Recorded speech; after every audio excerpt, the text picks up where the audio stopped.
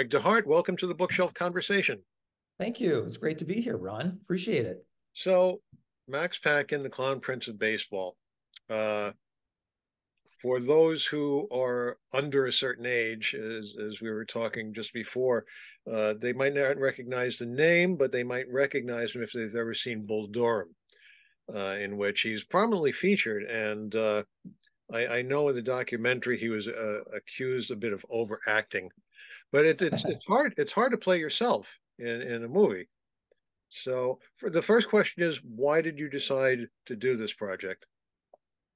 I decided to do this project because I played minor league baseball. And when I got out of baseball and I became a documentary filmmaker, I always wanted to do something about minor league baseball. I wanted to do a film about minor league baseball, but this is a very broad subject. And then one day I remembered Max Patkin and an encounter I had with him when I was pitching in the minor leagues.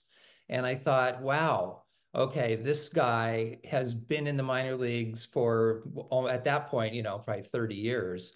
What better way to tell kind of the story of the minor leagues through the eyes of Max Patkin? And then it subsequently turned in really to about his life and just honoring him and his life.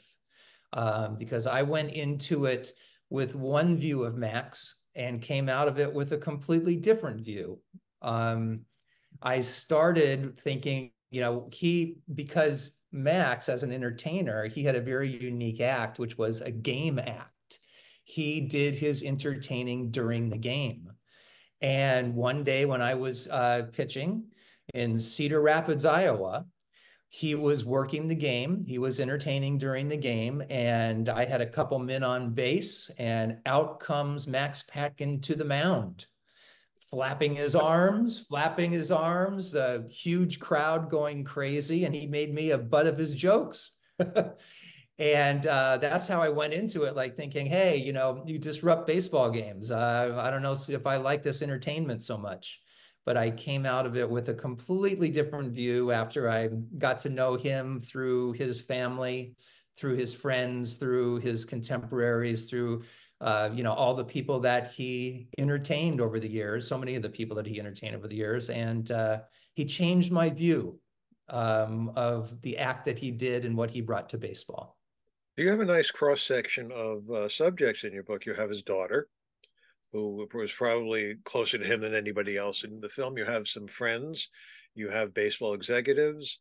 Uh, how did you go about picking these people, and were they easy to find? I'm sure his Yeah. daughter was easy to find, but as far as the others go, Yeah, it is a wide swath. The one criteria I had was I wanted it to be everyone who actually knew Max. Fortunately, 50 years in baseball, he knew a lot of people. And then it's whittling it down. Obviously, his daughter, we wanted someone from the family who could share that perspective. But, there were so many, going from Bob Feller, who I'd interviewed almost 20 years earlier, all the way up to, Harold Reynolds. And, people like, Bob Feller, who was with Max in the 1940s. So the players were obvious, because they, could bring a player's perspective and actually seeing him from that perspective. But also, some of the seminal moments in his life, someone like Ron Shelton, who was the director of Bull Durham, really important because it was such a turning point. It was, it was real feather in his cap. Really important time in Max's life. And then, getting journalists like great writers like Steve Wolf, one of the great baseball writers, and Stan Hochman at the Philadelphia Inquirer for many, many years, a great writer who wrote his book. So I wanted a wide swath, and general managers also who had to hire him, like Mike Veck. As far as finding them, I've been making documentaries for a long time, so I know how to get to people. The key is getting them to agree to do it. And in this case, pretty much everyone had such a fondness for Max. They were like on board. When and where? Where do you want to do the interview? Let's do it. I had very few people decline to be involved, so I was very, very fortunate about that. Now you mentioned Bob Feller, so of course he passed away some years ago. How long have you been working on this? Right. So I started this about 20 years ago, and I got it to the rough cut stage. Excuse me. And I didn't like it. I wasn't happy with it. And I put it away. I just put it to the side and went on to other projects. 20 years later, all these years later, I'm doing films for a company that this was produced for, Sunstream Productions. And they said, I told them about this film, and it was the one film out there, the one project out there that got away from me that I just hadn't finished. I wasn't happy with. I had a high standard for it. And they said, well, what if we revisit it and what if we fund it for you? And I said, let's go. So I had several of these interviews in the can from previous, like Stan Hockman, writer, like Bob Feller, like Don Zimmer, great baseball people. So I had those interviews.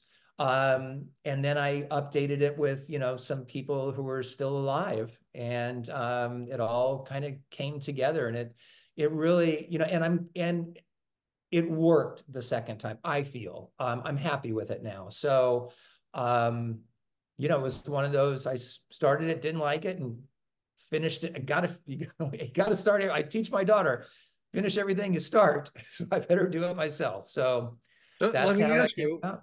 let me ask you, what didn't you like about it? What made you put it aside like that? It felt flat to me.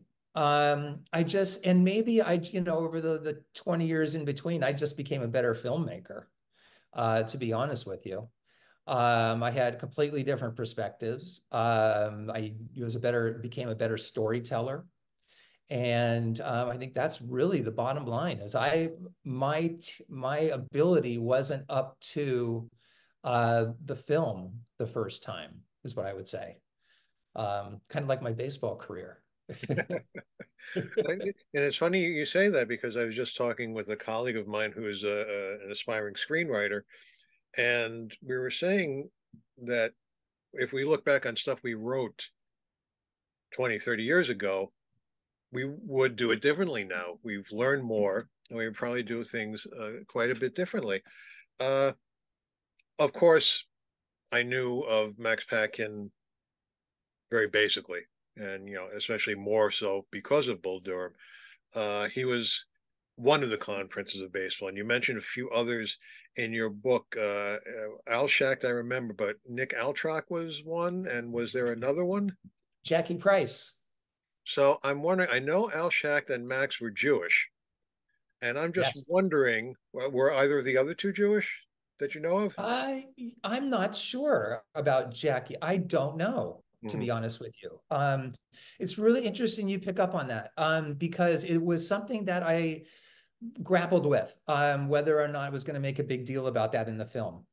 And I decided against it. And the reason was, Max became a clown because he was teased so much as a child for his looks, and it was his way of overcoming that. He kind of attacked it that way. And I wanted, his kind of his motivation to be clean. He mentioned a little bit every now and then, sometime when he was sometimes down in the South when he would perform in the late 40s, early 50s, that he was discriminated against because he was Jewish. Um, but it was a road that I chose not to go down. But yes, he was a proud Jewish man, and he, it was, but the other reason was because in interviews, he said it wasn't part of his motivation. He says, it's not part of my story. So I left it out. Mhm. But yes, yeah, he was Jewish. And the funny, I just finished another film called The Symphony of the Holocaust. You bring that up, it's all very fresh right now A in what's little going on in darker the world. turn there. Yeah. In doing the research for this, you used a lot of archival footage. How are you able to find that? That was probably the hardest thing. Digging. So there were a couple archive houses that had a lot of footage. There was CBS had done several pieces on him, so CBS had very expensive footage. MLB helped me a lot. And can you, I just had someone come to my door. Ron, can you hold one sec? Okay, but you should Sorry, know this is sorry. live, so go Yeah, I ahead. know.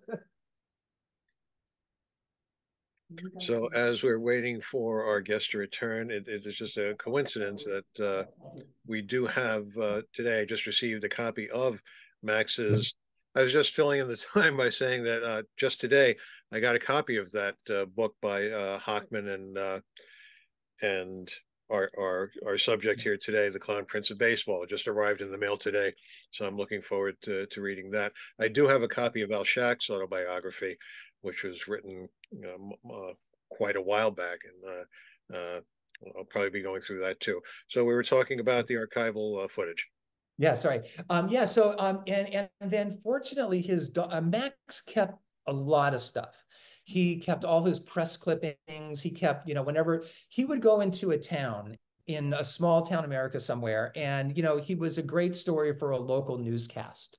So they would usually send someone out and they would capture him doing his act, kind of get the same sound bites over and over. But that was another place that I was able to find them because Max kept them.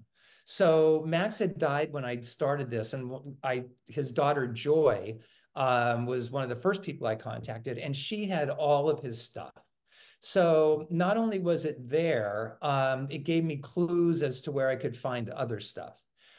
So it was a lot of, I've done a lot of history. I used to do a lot of History Channel shows in the past. And when it was really like History Channel doing history. And so I had the skill set to dig, to, go where I needed to go. And Joy helped me. And everybody I was with, I asked, do you have anything? Do you have anything? Do you have anything? And then there's things like, Bull Durham, track that down, of course, that's easy and expensive. Um, so it was a little bit of everything. It comes from different sources, but fortunately, as I said, I think the biggest thing was that Max kept everything and I had something to work with. I had a base to work with at that point. So did he ever actually perform for the Durham Bulls? Yes, he did. Um, he performed for every minor league team that was out there when he was alive and performing. I mean, that's what he did. I mean, well, when he first broke in, there were 400 teams in the minor leagues. So once he got into like the 80s and 90s, he just made the circuit. He made the circuit. Yes, I do believe he was in Durham. Yes. Hmm.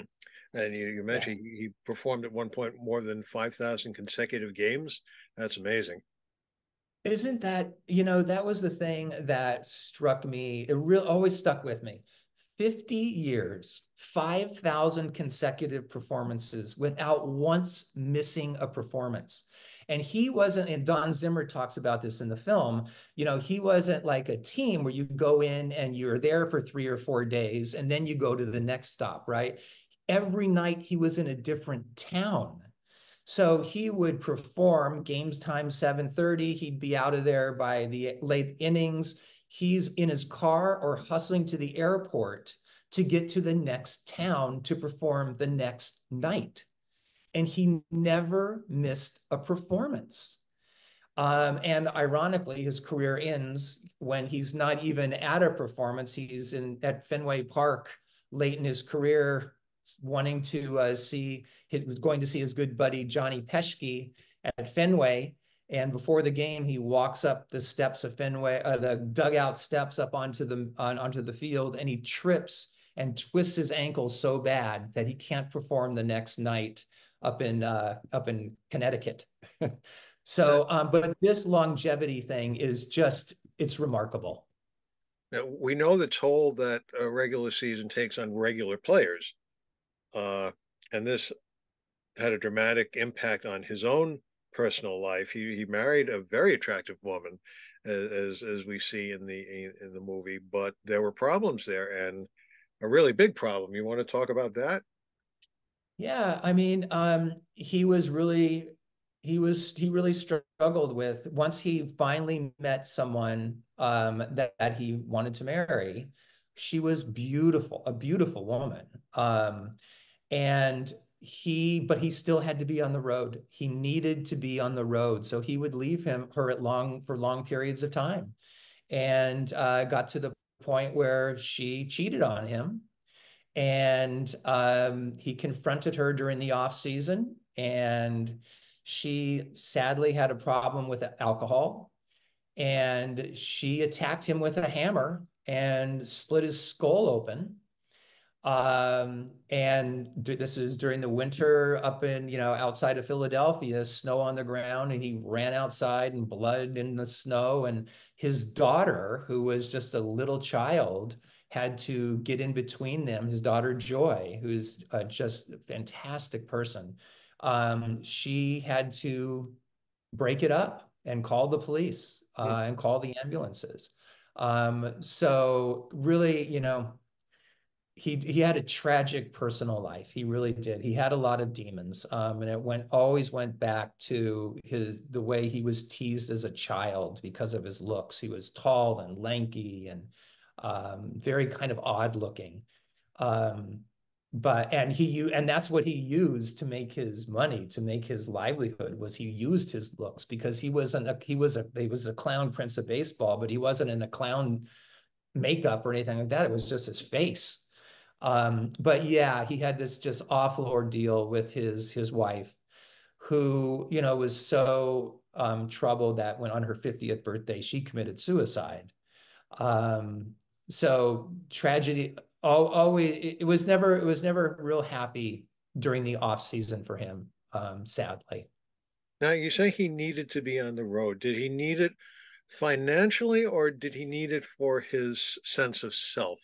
Because you mentioned that because he was funny looking, he used that. And I think a lot of comedians use their experiences in childhood, they use humor as a defense mechanism. And I'm wondering, I mean, it sounds like that's part of his persona. Iran, you're right on. He is in a lot of ways the classic clown story, right? You're hiding your pain by making people laugh at you, or with you. So yes, that was definitely he needed the laughter. And to a person in our film, they all agreed with that. It fueled, Mike Veck talks about how it fueled him to the next stop, just to get that laughter for his self-confidence, for his self-esteem. And he made himself the butt of the jokes. He was, laugh at me, with me and at me. I want you to laugh at me. Um, But he was so controlling yes, that. He was controlling that in a way. indeed. Yes, he was. And so it soothed him. He needed the laughter, like the classic kind of clown story, which is the sadness, behind Max. And then, but he was also, but that, translates into, the profession that he does. And yes, he needed the money. It was how he survived, and he made a decent living, and he had a daughter to support, and at one point a wife to support. But um, yeah, he's in a lot of ways a kind of a tragic figure. And always, as from a selfish standpoint as a filmmaker, it's an interesting story. That's for sure. Now, obviously, you shot a lot more than we see in the film. Talk a little about the editing process and how difficult it is to make a decision. I mean, you want to include everything, but you can't. So, how do you go Yes. about winnowing down I mean, did you shoot this on film or did you shoot this digitally? Shot it. Well, the first round was shot on tape, and 20 years ago on Betacam tape. Uh, But no, then we shot now on 4K digital. The interviews, but I mean, as far as the formats, I mean, there's everything in there because we cover a scope of 50 years. So there's 8 millimeter film, 16 millimeter film, 3/4 inch tape, Betacam tape, mini digital tape, all the way up to 4K. So we got it all covered in this one. As far as you know, as far as the editing process, this I always wanted to do. It made sense to do it chronologically. Mhm. So once you have that kind of format down, okay, I'm gonna take this year to year to year, decade by decade, because it shows how he changes. It shows how the country's changing all around him. But his gig, his act isn't changing. Um, so the editing process, yes. Most of what we shot is on the cutting floor, right? The cutting room floor. So it's just a matter of, what feels right, what doesn't feel right. And there weren't with other films, we call it once you get a big first rough cut, which is, like 3 hours long. And then it's like, okay, now we got to kind of start what we say, killing babies at this point, because you fall in love with everything, right? Uh, Um, but this one wasn't hard, as some others. And we're also limited to, there was a finite amount of stuff with him. So on the field, and it was repetitive, a lot was right, repetitive right. because it was the same act every night. So how do you do that? It's going to get boring if you're doing it over and over and over again. So, when you're weaving him as a performer in his professional life, um, it all came together fairly well the second time. Um, the biggest difference between when I first started it and then what ended up was I'd always tried to stay away from this, but my editor and good friend was always pushing me, why don't you do this through your voice, through your voice, through your voice? And I always resisted that. I've never wanted to put myself in any of my films. It's not about me.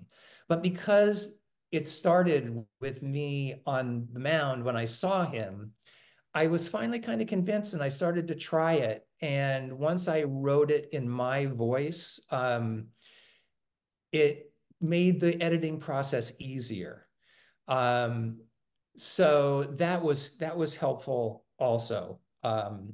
Yeah, yeah, if that makes sense. Yeah, yeah. Well, one thing that I don't remember if it was addressed in the film, as you can see, I'm wearing an Expos hat. I try Yes, to I I do. try to tailor my hats to the subject and then the person I'm interviewing. Max wore an Expos hat, and he wore some sort of knockoff Mets uniform. How did that decision come about? Because that seemed a fairly standard thing later in his career. Yeah. So the Expos hat kind of came and went, right? And as far as the Mets uniform, he liked the way it looked. And, that was really the bottom line. He liked the way it looked. He was from outside of Philly, he was a Philly guy.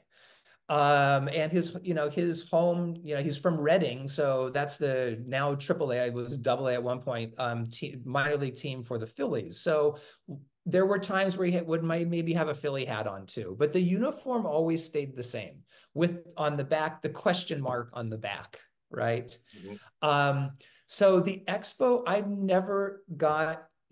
could never find any of archival footage or interviews with him where he talked about that particular cap. Oh, uh, My guess is he just liked the way it looked. it's a handsome I don't think piece he had of a particular affinity towards it. Yeah. yeah, it's a handsome piece of finery. So, quickly, as we're running out of time, the process of what do you do with it now? It's premiering in a couple of weeks, I think, the Yep. 29th. What do you 29th. do? What do you do with this? Do you go to film festivals? Do you air it on television? What do you do with it? So it's on a new streaming service. This is one of the first films kicking off a very brand new streaming service. It's been sold from the very beginning. Sunstream.com, two N's in sun. And there it is, sunstreet.com. And we launch it on the 29th. On the 28th, we're doing our world premiere at the Reno Aces baseball game in Reno, the AAA affiliate of the Tampa Bay Rays. Sunstream Productions and the streaming service is based out of Reno. And that's where it's going to live. Whether we do, we'll probably take it to some film festivals, like, the Hall of Fame has a festival sometime, a film festival and that kind of thing. But no, it lives on sunstream.com, and that's where we want people to go. And to $5, you can watch the film. $5.99, you can watch the film. Well, I'm just thinking that, describing Max the way you do, I think you'd be very happy with what you've come up with. And we've been talking with Greg DeHart, who is the writer and editor for Max Patkin, the Clown Prince of Baseball. Thank you so much for talking with us today. Appreciate it, Ron. Thank you so much.